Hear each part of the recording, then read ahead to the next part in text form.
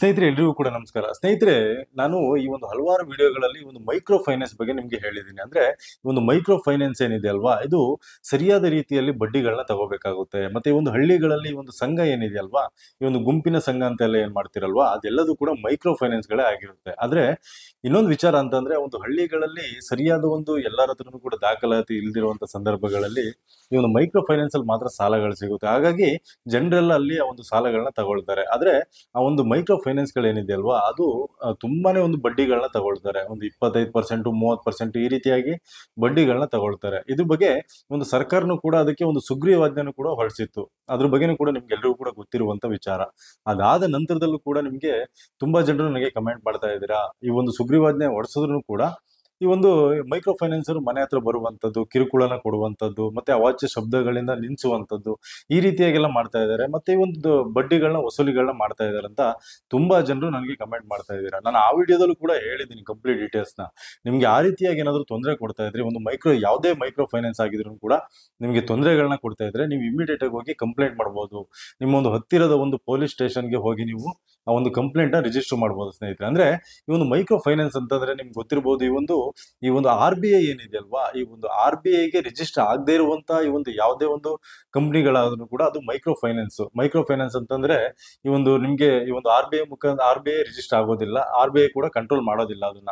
ಅಂದ್ರೆ ಈ ಒಂದು RBI ಕಂಟ್ರೋಲ್ ಮಾಡೋದು ಯಾವ್ದಂದ್ರೆ, ಈ ಒಂದು HDFC ಬ್ಯಾಂಕು, ICICI ಬ್ಯಾಂಕ್ ಆಗಿರ್ಬೋದು, ಈ ಒಂದು ಬ್ಯಾಂಕ್ಗಳೇನಿದೆ ಅಲ್ವಾ, ಕೆನರಾ ಬ್ಯಾಂಕು, ಮತ್ತೆ ಇದೆಲ್ಲದನ್ನು ಕೂಡ ಈ ಒಂದು RBI ಕಂಟ್ರೋಲ್ ಮಾಡುತ್ತೆ. ಆದ್ರೆ ಈ ಒಂದು ಮೈಕ್ರೋ ಫೈನಾನ್ಸ್ ಇದೆ ಅಲ್ವಾ, ಇದು RBI ಒಂದು ಕಂಟ್ರೋಲ್ಗೆ ಬರೋದಿಲ್ಲ. ಆ ಒಂದು ಮೈಕ್ರೋ ಫೈನಾನ್ಸ್ ಗಳು ಈ ಒಂದು RBI ಗೆ ರಿಜಿಸ್ಟರ್ ಆಗಿರೋದಿಲ್ಲ. ಅಂತ ಮೈಕ್ರೋ ಫೈನಾನ್ಸ್ ಯಾವ್ದಾದ್ರು ಇದ್ರೆ ನಿಮ್ಗೆ ಸಾಲ ಕೊಡ್ತಿರುವಂತ ಸಂದರ್ಭಗಳಲ್ಲಿ ಅವರು ಕಂಪ್ಲೀಟ್ ಆ ಒಂದು ವಿವರಗಳನ್ನ ಕೊಡ್ಬೇಕಾಗುತ್ತೆ. ಒಂದು ಸಾಲ ಕೊಡುವಂತ ಸಂದರ್ಭಗಳಲ್ಲಿ ನಾವು ಇಷ್ಟು ಪರ್ಸೆಂಟ್ ಬಡ್ಡಿನ ಹಾಕ್ತಾ ಇದೀವಿ, ನಿಮ್ಗೆ ಇಷ್ಟು ಹಣನ ಕೊಡ್ತಾ ಇದೀವಿ, ಇಷ್ಟು ಹಣನ ಕಟ್ ಮಾಡ್ತಾ ಇದೀವಿ, ಆದ ನಂತರದಲ್ಲಿ ನಿಮ್ಗೆ ಹಣ ಕೊಟ್ಟಿದಂತ ಹಣಕ್ಕೆ ಇಷ್ಟು ಬಡ್ಡಿಗಳನ್ನ ನಾವು ತಗೊಳ್ತಾ ಇದೀವಿ, ಇಷ್ಟು ಇಂಟ್ರೆಸ್ಟ್ ಗಳನ್ನ ಹಾಕ್ತಾ ಇದೀವಿ, ಮತ್ತೆ ಕಂಪ್ಲೀಟ್ ಡೀಟೇಲ್ಸ್ ಅವ್ರದ್ದು ಏನಿದೆ ಅಲ್ವಾ, ಅದೆಲ್ಲದನ್ನು ಕೂಡ ನಿಮ್ಗೆ ಒಂದು ಕಾರ್ಡ್ ಮುಖಾಂತರವಾಗಿ ನಿಮ್ಗೆ ಕೊಡ್ಬೇಕಾಗುತ್ತೆ.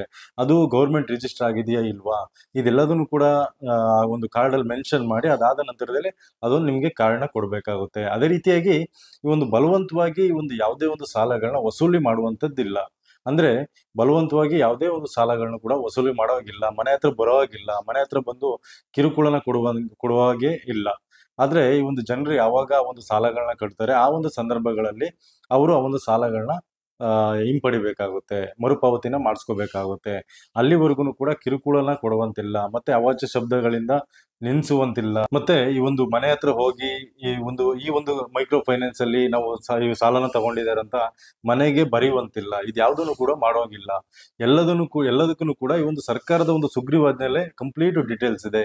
ಈ ರೀತಿಯಾಗೆಲ್ಲ ಮಾಡ್ತಾ ಇದ್ರೆ, ಆ ಒಂದು ಯಾವ ಒಂದು ಮೈಕ್ರೋ ಫೈನಾನ್ಸ್ ಅಲ್ಲಿ ಈ ರೀತಿಯಾಗಿ ಮಾಡ್ತಾ ಇದ್ರೆ ಅವ್ರಿಗೆ ಒಂದು 5 ವರ್ಷದಿಂದ 10 ವರ್ಷದವರೆಗೂ ಕೂಡ ಜೈಲು ಶಿಕ್ಷೆ ಆಗುವಂತ ಸಾಧ್ಯತೆನೂ ಕೂಡ ತುಂಬಾನೇ ಇದೆ. ಹಾಗಾಗಿ ನೀವ್ ಯಾರು ಕೂಡ ಹೆದರ್ಕೊಳ್ಳುವಂತ ಅವಶ್ಯಕತೆ ಇಲ್ಲ. ಆ ರೀತಿಯಾಗಿ ಏನಾದ್ರು ಇದ್ದಂತ ಸಂದರ್ಭಗಳಲ್ಲಿ ನಿಮ್ಮ ಒಂದು ಹತ್ತಿರದ ಒಂದು ಪೊಲೀಸ್ ಸ್ಟೇಷನ್ ಏನಿರುತ್ತಲ್ವಾ, ಅಲ್ಲಿ ಹೋಗಿ ನೀವು ಕಂಪ್ಲೇಂಟ್ ನ ರಿಜಿಸ್ಟರ್ ಮಾಡಬೇಕಾಗುತ್ತೆ. ಕಂಪ್ಲೇಂಟ್ ನ ರಿಜಿಸ್ಟರ್ ಮಾಡಿದ್ರೆ ಇಮಿಡಿಯೇಟ್ ಆಗಿ ಅವ್ರ ಆಕ್ಷನ್ ನ ತಗೊಳ್ತಾರೆ.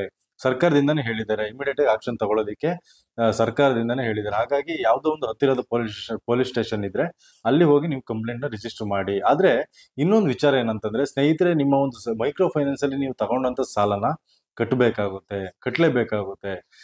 ನೀವು ಈ ಒಂದು ಸಾಲನ ಮನ್ನಾ ಮಾಡಿದ್ರೆ ಅಂತ ತಿಳ್ಕೊಳ್ಳುವಂತದ್ದು ಏನಿಲ್ಲ. ಸರ್ಕಾರದಿಂದ ಸಾಲನ ಮನ್ನಾ ಮಾಡಿಲ್ಲ, ಆದ್ರೆ ನಿಮ್ಮ ಒಂದು ಸಾಲಕ್ಕೆ ಈ ಒಂದು ಏನು ಬಡ್ಡಿಗಳನ್ನ ಕಟ್ತೀರಾ, ಆ ಒಂದು ಸಂದರ್ಭಗಳಲ್ಲಿ ನೀವು ಕಟ್ಟೋದಿಕ್ಕೆ ಸಾಧ್ಯ ಇಲ್ಲ ಅನ್ನೋ ಸಂದರ್ಭಗಳಲ್ಲಿ ಅವ್ರ ಹತ್ರ ಸ್ವಲ್ಪ ಸಮಯನ ತಗೊಂಡು, ಅದಾದ ನಂತರದಲ್ಲಿ ಕಂಪ್ಲೀಟ್ ಅವ್ರಿಗೆ ಮರುಪಾವತಿನ ಮಾಡ್ಬೇಕಾಗುತ್ತೆ. ಆ ಒಂದು ಮೈಕ್ರೋ ಫೈನಾನ್ಸ್ ಅಲ್ಲಿ ನೀವು ಹಣ ತಗೊಂಡಿದ್ದಂತ ಹಣನ ಮತ್ತೆ ಮರುಪಾವತಿನ ಮಾಡ್ಬೇಕಾಗುತ್ತೆ.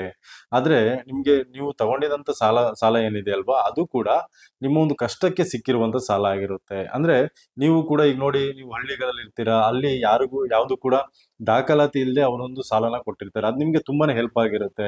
ಈ ಒಂದು ಬ್ಯಾಂಕ್ಗಳಲ್ಲಿ ಏನಾದ್ರು ಕೂಡ ನೀವು ಸಾಲಗಳನ್ನ ತಗೋಬೇಕಂತಂದ್ರೆ ಹಲವಾರು ದಾಖಲಾತಿಗಳನ್ನ ಕೇಳ್ತಾರೆ. ಮತ್ತೆ ನಿಮ್ಗೆ ಯಾವ್ದಾದ್ರು ಕೂಡ ತೋಟ ಇದ್ದಂಥದ್ದು ಅಥವಾ ಜಮೀನುಗಳಿದ್ದಂಥದ್ದು, ಆ ಸಂದರ್ಭಗಳಲ್ಲಿ ಶೂರಿಟಿನೂ ಕೂಡ ಕೊಟ್ಬಿಟ್ಟು ಅದಾದ ನಂತರದಲ್ಲಿ ಸಾಲ ಕೊಡ್ತಾರೆ. ಆದ್ರೆ ಇಲ್ಲಿ ಆ ರೀತಿಯಾಗಿ ಏನಿರೋದಿಲ್ಲ, ಪ್ಯಾನ್ ಕಾರ್ಡ್ ಮತ್ತೆ ಆಧಾರ್ ಕಾರ್ಡ್ ತಗೊಂಡು ಸಾಲನ ಕೊಡ್ತಾರೆ. ಆದ್ರೆ ಹೆಚ್ಚು ಕಡಿಮೆ ಈ ಒಂದು ಬ್ಯಾಂಕ್ ಇಂಟ್ರೆಸ್ಟ್ಗಿಂತ ಸ್ವಲ್ಪ ಜಾಸ್ತಿ ಇರುತ್ತೆ. ಏನ್ ಮಾಡೋದಕ್ಕಾಗೋದಿಲ್ಲ, ನಮ್ಮ ಒಂದು ಎಮರ್ಜೆನ್ಸಿಗೆ ಬೇಕಾಗಿರೋಂಥ ಸಂದರ್ಭಗಳಲ್ಲಿ ನಾವು ತಗೊಂಡಿರ್ತೀವಲ್ವಾ, ಅದನ್ನು ನೀವು ರಿಟರ್ನ್ ಮಾಡಬೇಕಾಗುತ್ತೆ. ಆದರೆ ಕಿರುಕುಳ ಕೊಡುವಂಥದ್ದು, ಮನೆ ಬಾಗಿಲಿಗೆ ಬಂದು ಗಲಾಟೆ ಮಾಡುವಂಥದ್ದು, ಅಥವಾ ನಿಮಗೆ ಏನಾದರೂ ಕೂಡ ಅವಾಚ್ಯ ಶಬ್ದಗಳಿಂದ ಈ ಒಂದು ನಿಲ್ಲಿಸುವಂಥದ್ದು, ಮತ್ತೆ ಮನೆ ಬಾಗಿಲಿಗೆ ಬಂದು ಆ ಒಂದು ಮನೆಗೆ ಇವರು ಸಾಲನ ತಗೊಂಡಿದ್ದಾರೆ ಅಂತ ಬರೆಯುವಂಥದ್ದು, ಈ ರೀತಿಯಾಗೆಲ್ಲ ಕಿರುಕುಳ ಕೊಟ್ಟರೆ ನೀವು ಇಮಿಡಿಯೇಟ್ ಆಗಿ ಹೋಗಿ ಪೊಲೀಸ್ ಸ್ಟೇಷನ್ಗೆ ಕಂಪ್ಲೇಂಟ್ ಮಾಡ್ಬೋದು ಸ್ನೇಹಿತರೆ. ಓಕೆ, ಇದ್ರ ಬಗ್ಗೆ ನಿಮಗೆ ಕಂಪ್ಲೀಟ್ ಡೀಟೇಲ್ಸ್ ಅರ್ಥ ಆಯ್ತು ಅಂತ ಅನ್ಕೊಳ್ತೀನಿ. ಒಂದು ಮೈಕ್ರೋ ಫೈನಾನ್ಸ್ ಅಲ್ಲಿ ಸಾಲ ಕೊಟ್ಟಂತ ಸಂದರ್ಭಗಳಲ್ಲಿ ನೀವು ಸಮಯ ತಗೊಂಡು ಅದನ್ನ ನೀವು ಮರುಪಾವತಿನ ಮಾಡಿ. ಓಕೆ ಸ್ನೇಹಿತರೆ, ಈ ಒಂದು ವಿಡಿಯೋ ನಿಮ್ಗೆ ಇಷ್ಟ ಆಯ್ತು ಅಂತ ಅನ್ಕೊಳ್ತೀನಿ. ದಯವಿಟ್ಟು ಕೂಡ ಇಷ್ಟ ಆಗಿದ್ರೆ ಒಂದು ಲೈಕ್ ಮಾಡಿ, ಹಾಗೇನೆ ಎಲ್ರಿಗೂ ಕೂಡ ಶೇರ್ ಮಾಡಿ, ಹಾಗೇನೆ ನಮ್ಮ ಒಂದು ಚಾನಲ್ಗೆ ಸಬ್ಸ್ಕ್ರೈಬ್ ಮಾಡಿ ಅಂತ ಹೇಳ್ತಾ ಈ ವಿಡಿಯೋನಲ್ಲಿ ಮುಗಿಸ್ತಾ ಇದ್ದೀನಿ. ಮುಂದಿನ ವಿಡಿಯೋದಲ್ಲಿ ಮತ್ತೆ ಸಿಗ್ತೀನಿ. ಧನ್ಯವಾದ ಸ್ನೇಹಿತರೆ.